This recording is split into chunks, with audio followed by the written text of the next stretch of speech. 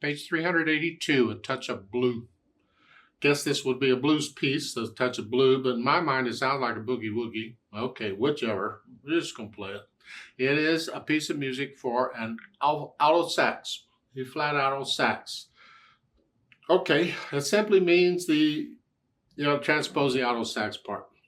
And the way I do it for alto sax, remember that an E flat alto sax is called that way because when the alto sax sees a C in the music, like middle C, in the music, an alto sax part, if they had a middle C, it would come out as an E flat on the piano.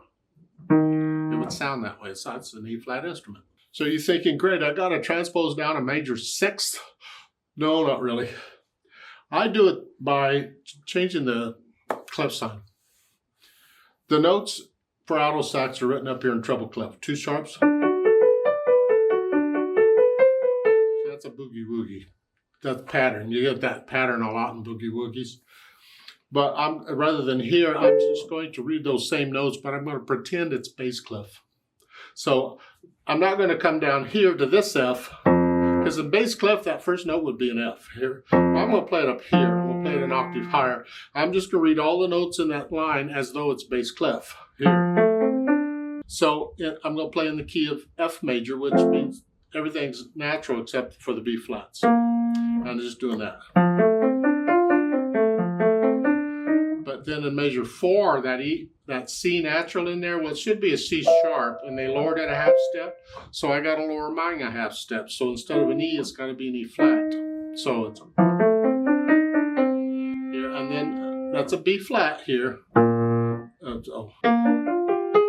again in measure 6, that F natural should be an F sharp, but they lowered it a half step to an F natural. So I got to lower mine a half step also, so it's here. A flat rather than A natural.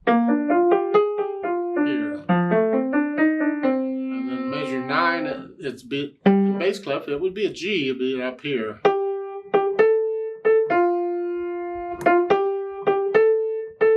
then here. Like so. Now whether what octave I'm playing on that may or may not be correct, and I really don't care. It's the note pitches I'm after. But that's sort of what the alto sax is going to sound like, pitch-wise. All I got to do is play in the same style, and this is just staccato.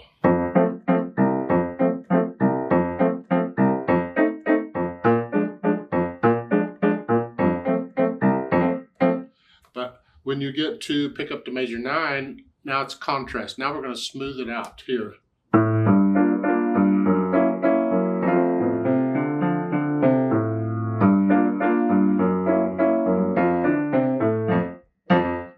Measure the staccatos again. So you have a combination of staccato and legato going on here. Now, that's fine. And remember, you got to stay under the soloist for dynamics and all that junk. Speed-wise, you're coming in at the same time together. So there has to be a way for you to know when to play the first note. And the soloist is the one who's supposed to do that because they're in charge. They need to give some sort of an introduction or some sort of a motion, a signal as to when that first note hits. Usually it's a boom. They take a breath, boom. And you can get it's like a downbeat of a conductor. When they do that, it's very slight, but it's there. And then you know when to come in. Because if they just stand there and suddenly go boom, boom, boom, boom, you got no indication when they're coming in. And that's when you got to stop. Wait a minute. Hold the phone. Give me some indication when you're coming in. Because a lot of times they're so used to just practicing by themselves, they're not paying any attention to giving any signals to anybody else. They're just doing their thing. So they need to be where you're there and give you a signal. Now, since this is staccato, not going to pedal it. But when you get to pick up to measure 9 here,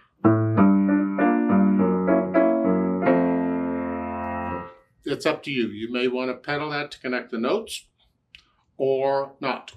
Now I wouldn't pedal measure 11 and 12. Here.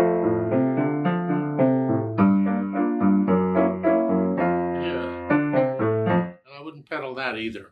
So whether you pedal this or not is up to you. I don't think I would pedal any of it at all. But if you do the pedaling and add the overtones, it is a little more contrast to what you're doing. So pick up to measure 9 with pedal. It's don't pedal pickup beat, come here. Lift it up with the pickup beat. So really I'm pedaling like 3 beats in measure 9 and 3 beats in measure 10. And then again, measure 13, same thing. 3 beats there and measure 14 and 3 beats there. Just to give me overtones. Experiment with both and see what you think. You don't want to drown out the soloist.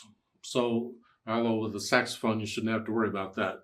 But it's a judgment call as to whether you use pedal there or not. Now, I tend to play this stuff too fast because I like boogie woogies and they tend to move. But your soloist may play at whatever speed. You just got to take whatever speed they're going and follow them. Try and keep a steady speed because a lot of times in pieces like this, the soloist will start out at one speed. By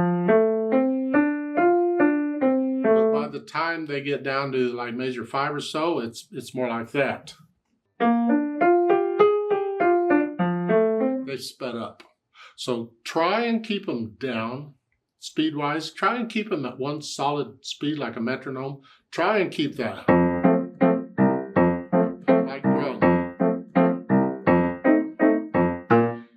The natural accents to hear every time.